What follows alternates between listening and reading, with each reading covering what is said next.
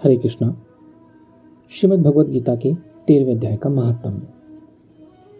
महादेव जी कहते हैं, पार्वती, अब 13वें अध्याय की अगाध महिमा का वर्णन सुनो। उसको सुनने से तुम बहुत प्रसन्न होगी। दक्षिण दिशा में तुंगभद्रा नाम की एक बहुत बड़ी नदी है। उसके किनारे हरिहरपुर नामक रमणीय नगर बसा हुआ है। वहाँ हरिहर नाम से साक्षात भगवान शिव जी विराजमान हैं, जिनके दर्शन मात्र से परम कल्याण की प्राप्ति होती है। हरिहरपुर में हरि दीक्षित नामक एक क्षत्रिय ब्राह्मण रहते थे, जो तपस्या और स्वाध्याय में संलग्न तथा वेदों के पारगामी विद्वान थे। उनकी एक स्त्री थी, जिसे लोग दुराचारा कहकर पुकारते थे। इस नाम के अनुसार ही उसके कर्म भी थे।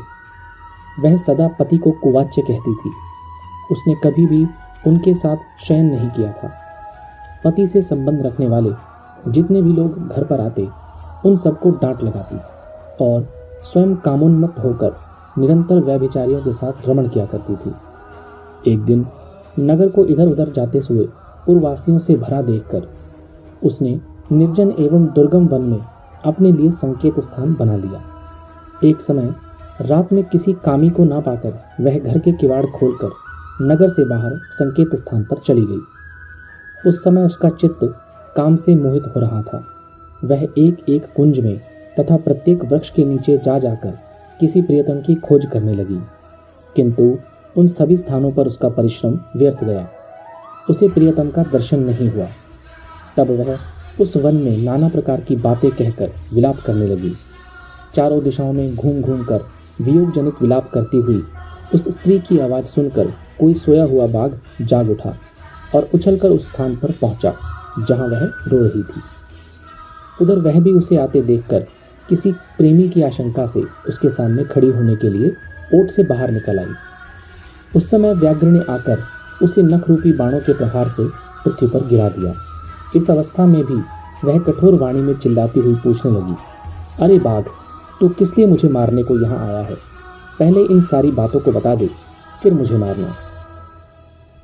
उसकी यह बात सुनकर प्रचंड पराक्रमी व्याघ्र क्षण भर के लिए उसे अपना ग्रास बनाने से रुक गया और हंसता हुआ बोला, दक्षिण दिशा में मलापहा नामक एक नदी है।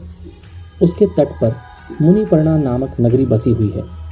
वहाँ पंचलिंग नाम से प्रसिद्ध साक्षात भगवान शंकर निवास करते हैं। उसी नगरी में मैं ब्राह्मण कुमार होकर रहता था। नदी के किनारे अकेला बैठा रहता और जो यज्ञ के अधिकारी नहीं हैं, उन लोगों से भी यज्ञ कराकर उनका अन्न खाया करता था। इतना ही नहीं, धन के लोभ से मैं सदा अपने वेद पाठ के फल को भी बेचा करता था। मेरा लोभ यहाँ तक बढ़ गया था कि अन्य भिक्षुओं को गालियाँ देकर हटा देता और स्वयं दूसरों को नहीं देने योग्य धन भी बिना दिए ही हमेशा ले लिया करता था। ऋण लेने के बहाने मैं सब लोगों को छला करता था। कुछ काल व्यतीत होने पर मैं बूढ़ा हुआ। मेरे बाल सफ़ेद हो गए, आंखों से दिखाई नहीं देता था और मुंह के सारे दांत गिर गए थे। इतने पर भी मेरे दान लेने की आदत नहीं छूटी।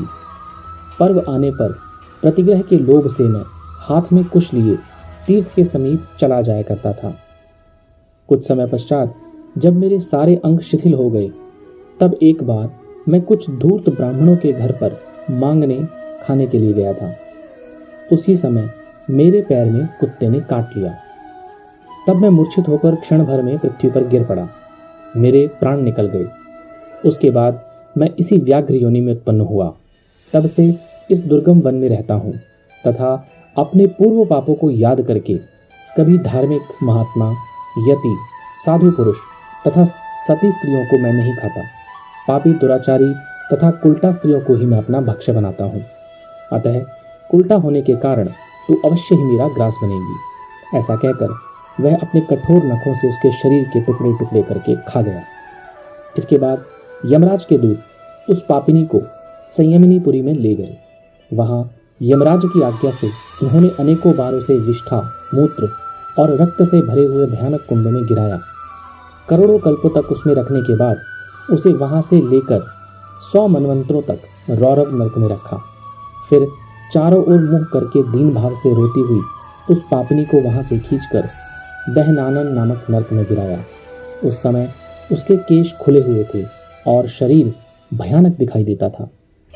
इस प्रकार घोर नरक यातना भोग चुकने पर वह पापिनी इस लोक में आकर चांडाल योनि में उत्पन्न हुई।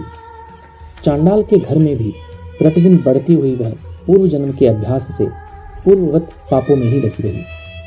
फिर उसे कोढ़ और राग क्षमय हो गया, नेत्रों में पीड़ा होने लगी।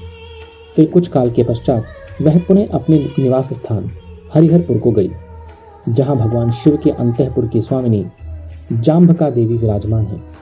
वहां उसने वासुदेव नामक एक पवित्र ब्राह्मण का दर्शन किया, जो निरंतर गीता के 13वें अध्याय का पाठ करता था।